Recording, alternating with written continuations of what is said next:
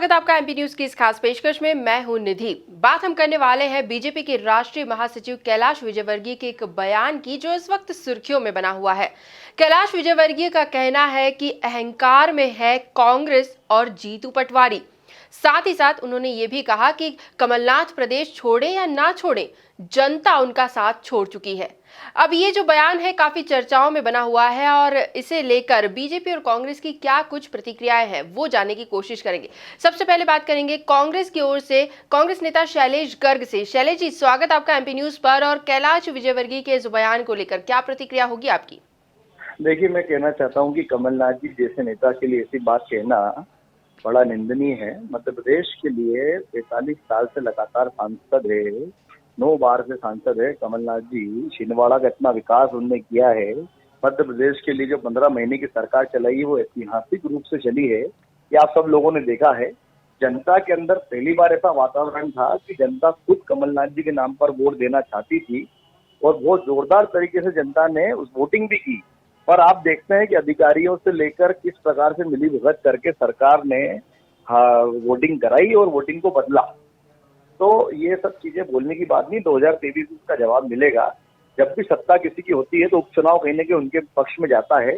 उसके बाद भी कांग्रेस ने 28 में से 9 सीटें जीती हैं और कई सीटें जो है वो कम अंतर से हारे हैं। तो ये सब चीजें जो है इनको जवाब है इनका कि इन्हें इनका जनता का जनाधार है खोया हुआ है।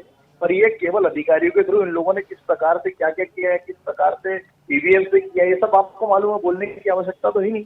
और अहंकारी कौन है ये तो आपने भी अधिकतर लाइव जब इंटरव्यू होते हैं तो हमने कई बार अहंकार की भाषा किसके मुंह से सुनी है, हमें बताने की जरूरत नहीं है कि हम 5 दिन में सरकार गिरा देंगे, हम 15 दिन में सरकार गिरा देंगे। ये सब किसके वर्डिंग है आपको बताने की आवश्यकता नहीं है।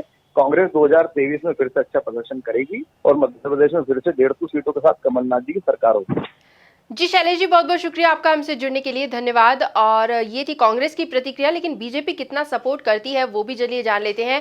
बीजेपी की ओर से अपना पक्ष रखने के लिए बीजेपी नेता गोविंद मालू जी इस वक्त हमारे साथ जुड़े हुए हैं। गोविंद जी, स्वागत आपका एमपी न्यूज पर। और आपसे हम ये जानना चाहेंगे कि बीजेपी के राष्ट्रीय महासचिव कैलाश विजयवर्गीय ने जो बयान दिया है, जिसे लेकर हम यहाँ पर चर्चा कर रहे हैं, उस पर आपकी क्या प्रतिक्रिया होगी? देखिए, कैलाश जी ने बिल्कुल सही कहा। जो शीर्ष पर बैठा है उसको विनम्रता भी रखना चाहिए और पराजय के बाद पराजय का बोध भी होना चाहिए कि हम कहाँ हमने गफलत खाई, गलती कर गए। अभी भी वो ईवीएम को दोष दे रहे हैं। जो जनता ने दिया इतना बड़ा प्रतिसाद, उसको उसका अपमान कर रहे हैं। मैं तो यही कहूंगा कि रस्सी जल गई पर बल नहीं गया। और जीतू पटवारी तो बहुत छोटे नेता हैं और अभी अभी उन्होंने मैदान पकड़ा है और वो इतनी विनम्रता की जगह अहंकारी भाषा जो शुरू से बोल रहे हैं अलग अलग जगह जाके, वो मैं समझता हूँ कि जनता का मूड वो नहीं भांप पा रहे हैं। जब तक जनता का मूड नहीं भांपेगी कांग्रेस, मध्य प्रदेश तो क्या पूरे देश में वो और रसातल में चली जाएगी और पाताल लोक में भी शायद उनको राज करने का मौका कभी मिले ना मिले।